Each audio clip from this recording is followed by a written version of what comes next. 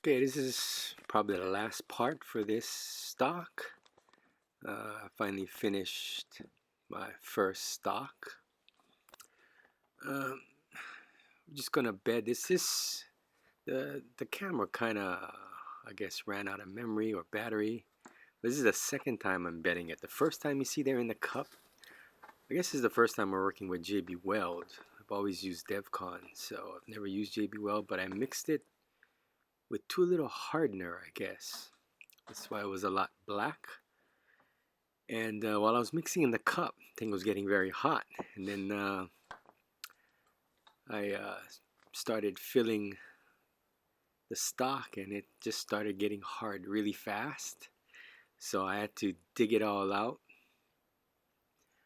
And I read the instructions. It says 4 to 6 hours to set, but I think I probably got the mixture wrong. That's why the second time I mixed there, it was on the box. It was a little more gray. I was a little bit better at getting the ratio correct. However, I decided to do it in 2 parts just to be safe. I mixed only enough to, I guess, get about half of the stock filled, because I didn't know exactly how much time I had. So I pretty much did the same thing that I did the first time, which didn't get recorded. I masked off the area. I didn't want the JB Weld to go with modeling clay. That's the green stuff you see there, and then mixed up the JB Weld and filled the sections I wanted to support. What I wanted to do was support it only. Well, actually, I normally support it normally in 2 places, where that front screw mounts and where the rear of the receiver and the screw mounts. But on this one, it has a clamp on the barrel, so I wanted to give it a little bit more support. So I went with 4 spots. Went on the 2 spots where the receiver screws go in, and then forward of that, I want to support maybe an inch and a half of the barrel forward of the clamp, and just in the middle section, so it wouldn't have any flex at all. So you can see there's 4 sections of gray, the rear, 2 in the middle, and part of the barrel. Normally I don't support the barrel, but I'm not too sure about this clamp style on the Ruger, so I'm gonna support before and after that clamp. Just gonna speed up the rest because I did this in 2 parts, mostly because I was afraid I would get the curing time wrong again. So I'm gonna have to clean it all out and re-put the modeling clay in there. It's the green stuff. I'm just cleaning off the release agent I used with alcohol. Then we're gonna make sure that that second JB Weld sticks. I'm gonna actually go in there and grind off some sections there. What I use for release agent is that Hot Shot, that Hornady Hot Shot. I hate that stuff. It smells terrible, and I don't know why I bought it. I guess the place I purchased my reloading supplies were out of that wax one I use. I think it's a Redding wax or Imperial wax. So I bought this Hot Shot, and I hate that thing. So I actually get to use it as a release agent, and it worked really good as a release agent. So just got to figure out a way to use the rest of that tin. But here we go.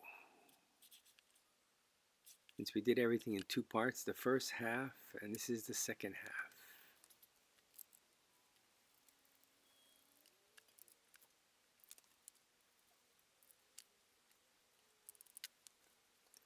As you can see now, I finally got enough in there. We got some oozing out the top. It's normally what we do. It's normally what I do, just one time betting, but this time we have to do it in 2 parts. So and make sure you clean off any of that ooze out the top, as if it rolls over the top of the receiver, you're gonna have a bit of a problem breaking it free after. So this is the next day, I think. We're just gonna remove the receiver and check our work. Hopefully everything's good. Yeah, everything looks good. We got good contact on all 4 spots, so we'll just clean her up now.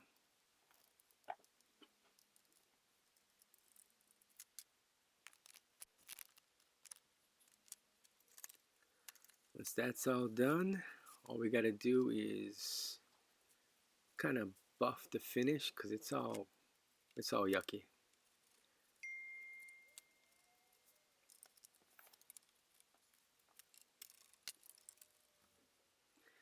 What I used is Minzerna coarse 1200 grit polishing compound.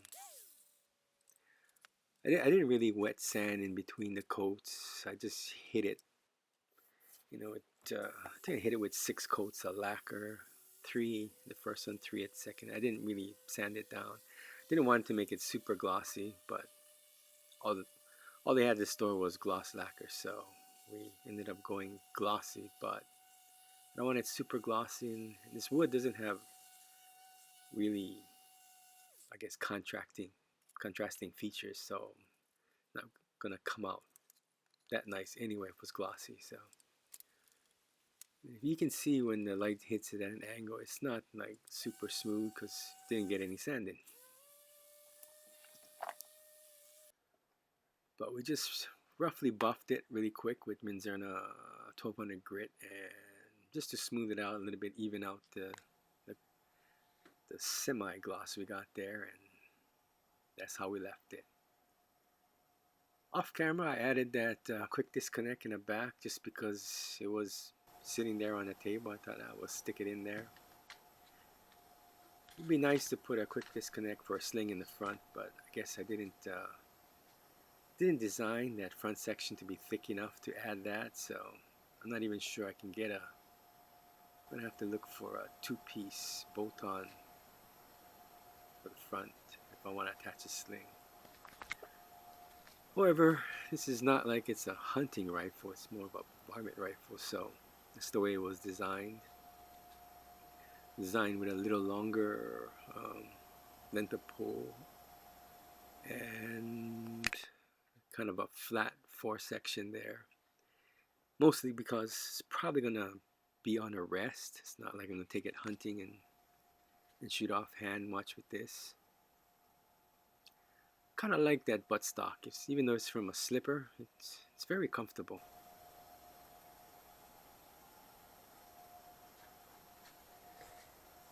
Finish is not that great. I'm not very happy with this lacquer I bought.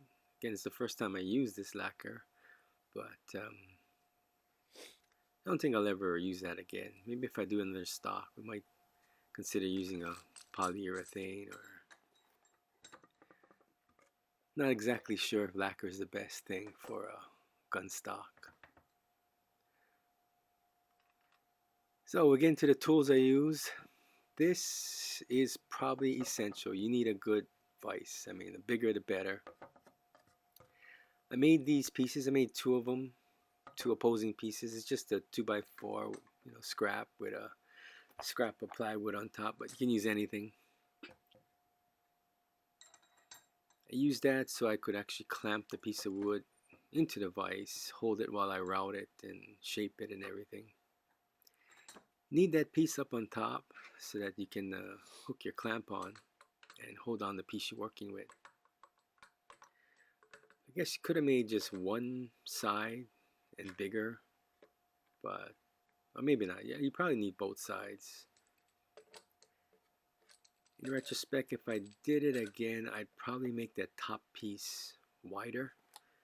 I mean, it's only about 2 inches wide on each side, so the top platform together comes out about 4 inches. It's just a scrap piece of wood I had lying around. But if I have to actually do this again, I'd make it a little wider, maybe 3 to 4 inches each, so I'd have 6 to 8 inches on the top flat section.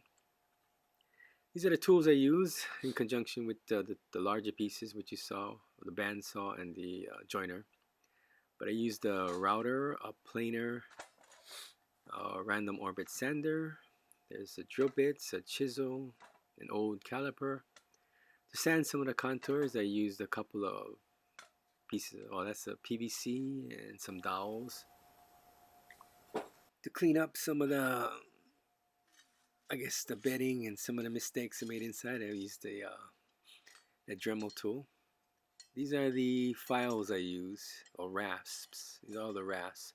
There's some half rounds, there's a full round, and a flat rasp.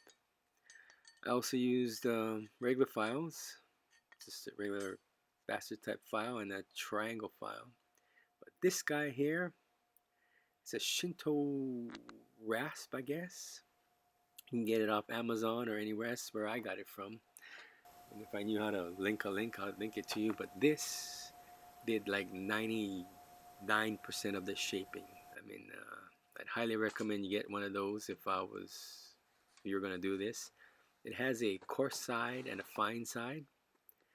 It looks like a whole bunch of, I guess, hacksaw blades all welded together, but it does a great job. These are the router bits I used. Since this is the first time I did this, I really didn't know which ones I needed, so I actually ended up using all these. Now that I've done it, I know you don't need all of these router bits. I mean, you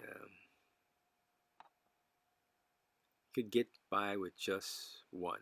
All the way on the left one without the bearing, that's about the size you need to round off all the corners. You know, so it looks like a factory stock, but I ended up using that piece right there. I think I did the first cutout with that. It looked good, but I ended up using that for just about everything because I knew I was going to be bedding the receiver, so I wanted to overcut a lot of the sections anyway. So I ended up using that one there. I think it was about a 5/8. So if you're going to do a stock, you just need that one router bit. You can do pretty much everything except, since I made that magazine well really deep, it didn't have enough depth. So I had to drill through and then punch this one here, that red one, from the bottom to finish it up.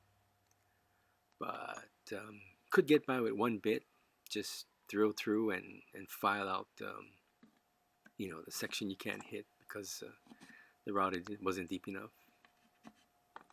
It's nice to have all the other bits. It took some of the work away, but it's not necessary.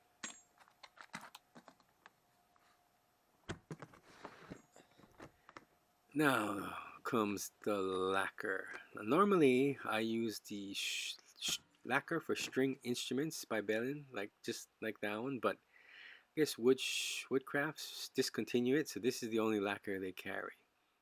And I can say I hate this stuff. I mean, there it is. I paid 21 bucks for this, and I'm probably never going to buy it again. I shot half that, so it cost $10.50 to shoot. This stuff was a pain. I mean, maybe because I'm unfamiliar with it, but it was difficult to shoot. I mean, I had to shoot at really low pressure, and yeah, didn't like it. Lucky I wasn't going for a super gloss finish, sanding between coats and all. Otherwise, I'd really be disappointed with that lacquer. I added some of these little grippy things, little hexagon things. It's made for a cell phone. I mean, you can order that off of Amazon too. Outside of that little quick disconnect right there. Whoops. Almost dropped the gun.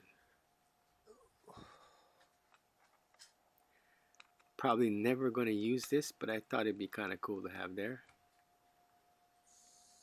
Might serve some purpose later.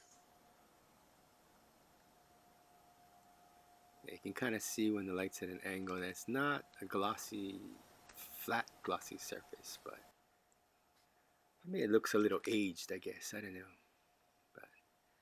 put those little grippies right pretty much everywhere I was gonna put my hand. So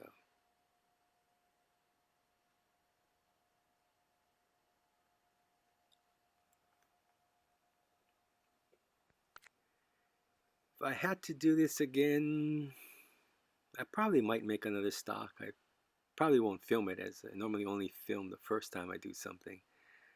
I would definitely move that comb farther to the right.